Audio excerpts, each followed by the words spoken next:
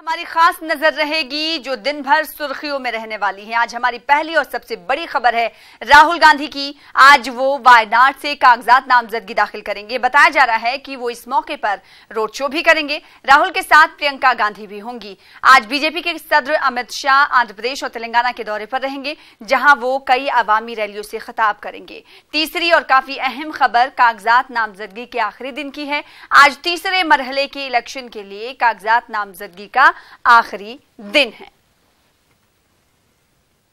तो लोकसभा इंतखाबात के तीसरे मरहले के लिए पर्चे नामजदगी दाखिल करने का आज आखिरी दिन है।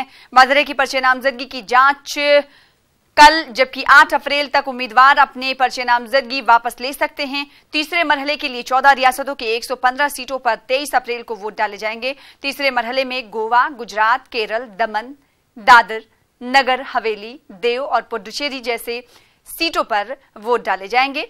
आपको बता दें कि महाराष्ट्र और कर्नाटक में 14, उत्तर प्रदेश में छत्तीसगढ़ में 10 और अगर बात उत्तर प्रदेश की कर लें तो वहां पर भी पर्चे नामजदगी दाखिल करने के बाद इंतखाबात होने वाले हैं, जो एक ही तारीख में होंगे। उड़ीसा में 6, 7, बिहार और मगरबी बंगाल में 5 और आसाम में 5 सीटों पर तीसरे मरहले के तहत वोट डाले जाएंगे। तीसरे मरहले के तहत जम्मू कश्मीर के अनंतनाग में भी वोट डाले जाएंगे।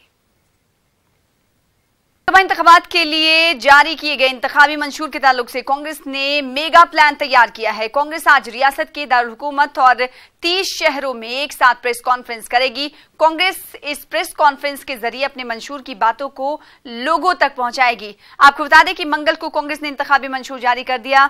मंशूर की इजराई तकरीब में साबिक वजीर आजम मनमोहन सिंह, यूपीए की चेयरपर्सन सोनिया गांधी समेत कई कांग्रेस के बड़े लीडरान मौजूद थे। बीजेपी मंशूर को मुल्क दुश्मन बता रही है।